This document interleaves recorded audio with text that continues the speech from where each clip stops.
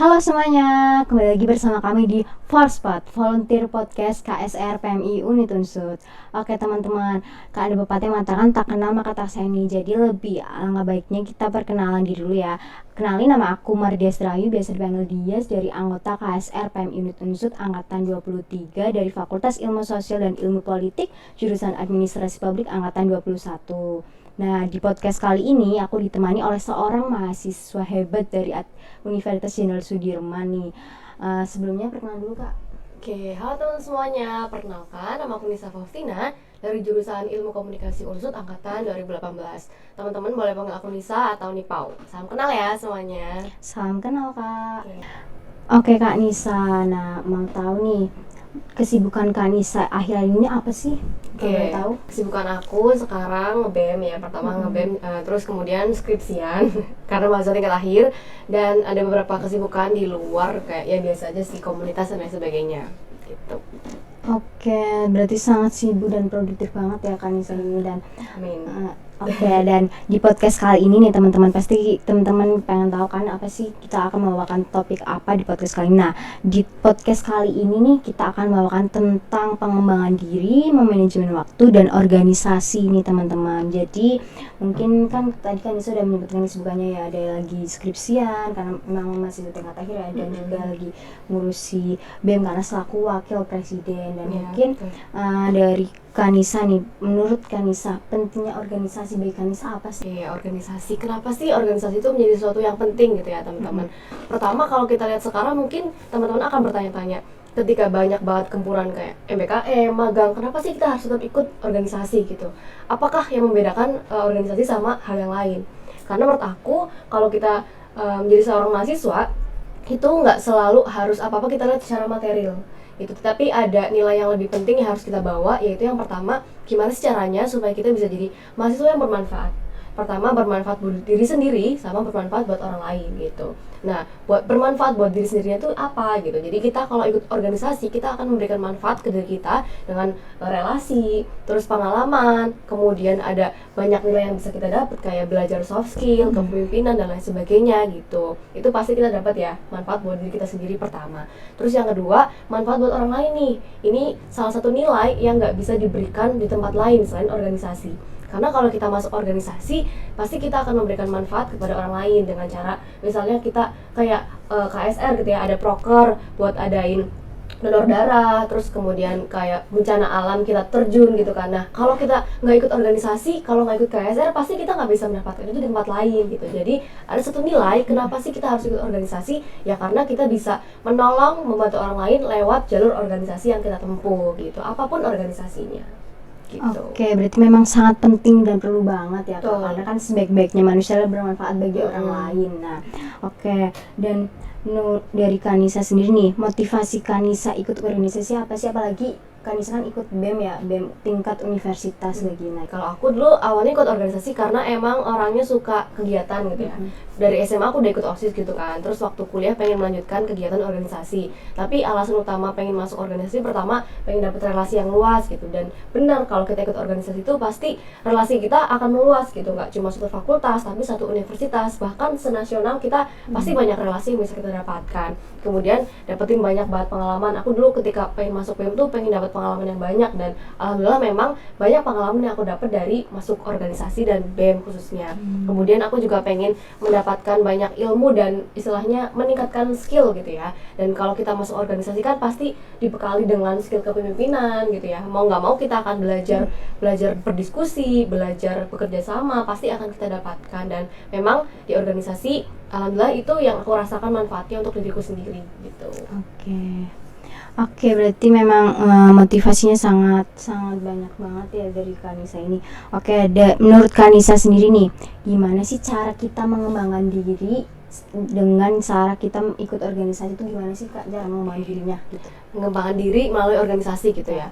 Kalau menurut aku setiap organisasi itu pasti punya tujuan, tupoksi dan juga manfaatnya masing-masing gitu. Dan gimana cara kita mengembangkan diri lewat itu adalah yang pertama harus maksimal dulu dalam menjalankan organisasinya. Kayak misal kalau misal teman-teman masuk PMI gitu ya, masuk KSR, ya harus maksimal di dalamnya karena teman-teman pasti akan bisa mengembangkan diri dalam bidang kesehatan, kerelawanan dan lain sebagainya. Terus kalau misal teman-teman pengen ikut organisasi yang ngomongin public speaking atau apa, teman-teman bisa join di situ. Dan yang pertama harus dilakukan adalah maksimal di dalamnya. Jadi apapun prokernya itu diikuti bareng-bareng ketika ada kegiatan apa supaya teman-teman bisa dapat ilmunya. Jadi salah satu cara supaya bisa mengembangkan diri dalam organisasi adalah kita harus aktif, proaktif untuk menjalankan baik itu proker, kemudian kegiatan-kegiatan kultural itu harus dijalankan dengan aktif dan juga ikhlas rasanya gitu supaya ya kita manfaat ke diri sendiri dapat, manfaat ke orang lain juga kita memberikan gitu. Jadi harus dijalanin semuanya dengan sungguh-sungguh dulu, baru akan kita dapatkan dan kita rasakan manfaatnya. Oke, berarti memang kalau mau mengembangkan diri dan ada feedback dari dan kita ikut organisasi itu kita harus maksimal dulu ya Kak, Betul. biar kita tuh tahu apa sih yang kita dapat dan juga harus ikhlas juga gitu ya. Betul. Oke, dan dari Kanisa nih, mungkin aku pengen tanya tips cara mengembangkan diri juga di luar organisasi nih Kak. Oke, kalau di organisasi kan kita lebih meningkatkan soft skill gitu ya. Kalau di luar organisasi, menurut aku kita harus lebih fokus ke hard skillnya. skill. Kayak contohnya kuliah kan kita belajar ilmu-ilmu terapan dan ilmu-ilmu istilahnya ilmu murni gitulah ya. Jadi kalau menurut aku tips untuk belajar mengembangkan diri di luar organisasi adalah pertama kenali dulu potensi diri kita. Teman-teman sebenarnya tuh potensi dirinya apa gitu. Kalau kita udah mengenali potensi diri kita bisa tahu loh kira-kira mana bagian dari kita yang bisa kita kembangkan. Dan dari situ teman-teman bisa pilih jalan mana yang akan kalian pilih supaya bisa mengembangkan potensi itu. Kayak contoh misalnya aku sukanya orangnya suka ngomong di depan umum, atau aku juga suka menulis nih gitu. Jadi di luar organisasi selain aku kayak rapat-rapat dan sebagainya, aku juga suka nulis kayak nulis Wattpad atau bahkan nulis blog kayak gitu. Dan aku ikut kompetisi-kompetisi supaya mengembangkan minat dan juga potensi aku dalam menulis gitu. Jadi ketahui dulu apa sih yang teman-teman mau atau apa potensi yang ada dalam diri kita, baru habis itu dikembangkan sesuai dengan yang kita mau. Apakah teman-teman misalnya pengen ikut kompetisi atau bahkan pengen ikut kayak kegiatan-kegiatan misalnya relawan atau ke luar negeri atau gimana gitu ya, itu pasti bisa. Tapi yang penting kita harus tahu dulu kita pengennya kemana, baru nanti kita cari jalannya. Dan yakin aja semuanya itu ada jalannya, asal kita mau proaktif untuk mencari gitu. Bener banget sih, aku setuju sama Kanisa ini karena pasti setiap orang kan punya kelebihan dan potensi masing-masing ya, dan itu perlu banget untuk digali dan ditingkatin lagi dengan cara kita juga bisa nih ikut di luar organisasi, kita bisa menuangkan minat dan bakat kita itu apa. Kayak tadi Kanisa kan menulis Wattpad atau hobinya Kanisa yang lainnya kayak ikut kompetisi ya gitu ya. Oke, mungkin gini Kak, aku mau tanya lagi nih satu hal lagi terkait ini kan Kanisa juga padat ya dan juga lagi sibuk-sibuknya. Nah mungkin dari Kanisa sendiri gimana sih cara memanage waktunya buat mengatur waktunya dengan organisasi dan kesibukan Kanisa yang lainnya di akademik gitu? Oke, mengatur waktu sebenarnya nggak ada patennya gimana ya teman-teman. Setiap orang tuh pasti punya tipsnya diri sendiri. Tapi kalau yang aku terapkan ke diriku adalah fokus satu persatu. Karena aku orangnya sebenarnya susah mindful gitu ya. Jadi nggak aku sebenarnya bisa multitasking, tapi akan jauh lebih berbeda hasilnya kalau mindful. Jadi harus fokus sama apa yang aku kerjakan gitu. Jadi ketika misal kita kuliah, ya udah kuliah aja. Kuliah harus benar-benar kayak nyatet ya. Dulu waktu kuliahnya masih awal-awal kan masih offline ya, itu aku benar-benar setiap kali kuliah itu dicatat apapun materinya, supaya nanti ketika kita UTS UAS tuh belajarnya nggak terlalu berat kayak gitu. Jadi kita udah punya catatan di buku, kalau kita baca sendiri itu pasti akan nyambung ke otak gitu. Dan bahkan catatan kita yang lengkap itu tuh bakal berguna buat kita sendiri dan juga buat teman-teman sekelas tuh biasanya dipinjemin kayak gitu. Dulu kalau aku mau UTS mau UAS tuh catatanku tuh bergilir dipinjam gitu. Itu kan selain bermanfaat buat diriku juga ya seenggaknya membantu teman-teman kayak gitu. Jadi pertama harus fokus dulu, saatnya kuliah, saatnya rapat-rapat, organisasi ya organisasi gitu, biar kita tuh bisa fokus loh sesuai sama bidangnya. Kemudian yang kedua, aku tentuin dulu skala prioritasnya. Misalnya kan aku kan nggak cuma ikut satu organisasi ya, tentuin dulu skala prioritasnya. Misalkan dulu waktu di organisasi A kita masih jadi staff, tapi di organisasi B kita udah jadi pimpinan gitu ya. Jadi ketika ada kegiatan, ya kita harus utamakan yang mana yang posisinya lebih penting. Dan kemudian kalau misal ada kegiatan yang memang nggak bisa ditinggalkan, kalau kita jadi pimpinan itu kita bisa delegasikan loh ke bawah kita. Jadi kita pakainya sistem pendelegasian supaya nggak ada yang kita korbankan, karena memang ya sama-sama kita penuhi kewajibannya gitu. Jadi itu pertama yang aku terapkan. Terus misal ketika ada kejadian kayak satu agenda tabrakan sama agenda lain gitu ya, misal jam 1 aku ada rapat tapi jam 2 ada rapat di tempat lain gitu. Nah, hal yang harus kita lakukan adalah efektifkan waktu supaya rapat pertama ini gak terlalu makan banyak waktu loh, supaya kita bisa tetap ngejar di rapat yang kedua gitu. Jadi harus paham batasan dan juga efektivitas waktu diri sendiri supaya tetap semua amanahnya terjalankan gitu sih. Oke, bener banget. Berarti kita pertama tadi skala prioritas dulu ya, mana yang memang memerlukan buat kita penting di mana dulu, baru itu kita nanti join yang di berikutnya. Dan juga kayak lebih mengefektifkan waktu juga ya, biar bisa terbagi dua-duanya gitu ya Kak.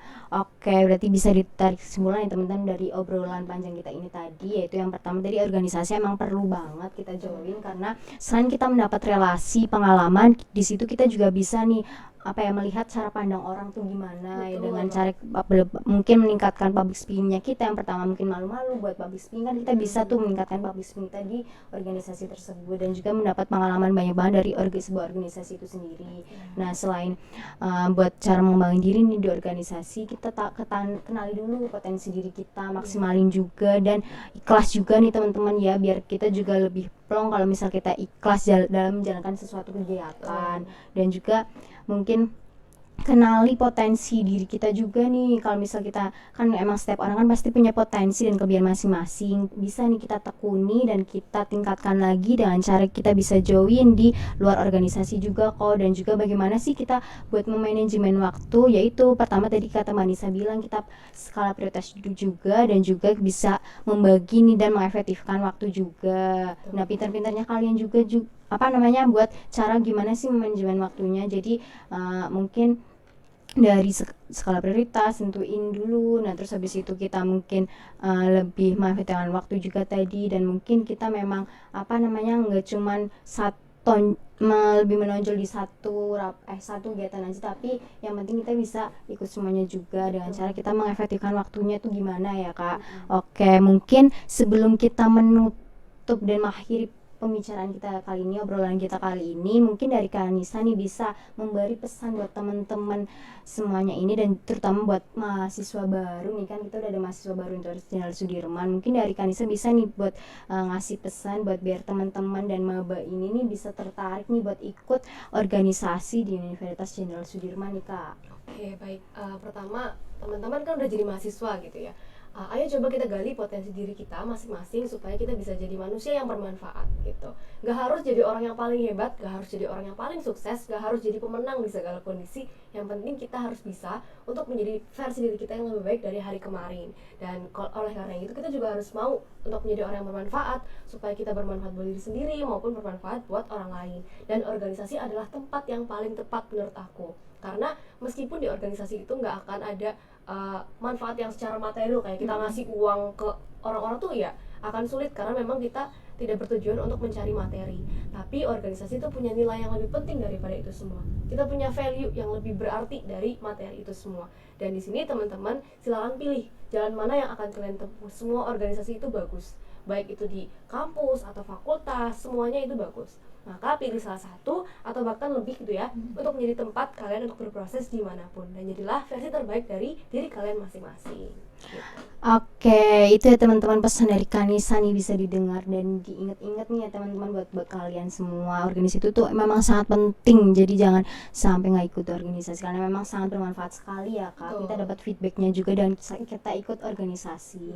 Oke, mungkin sampai di podcast kali ini obrolan kita terkait manajemen waktu, pengembangan diri dan organisasi bersama Kak Nisa selaku Wakil Presiden Universitas Jenderal Sudirman. Dan sampai jumpa di podcast selanjutnya. Salam kemanusiaan. Dadah, sampai jumpa.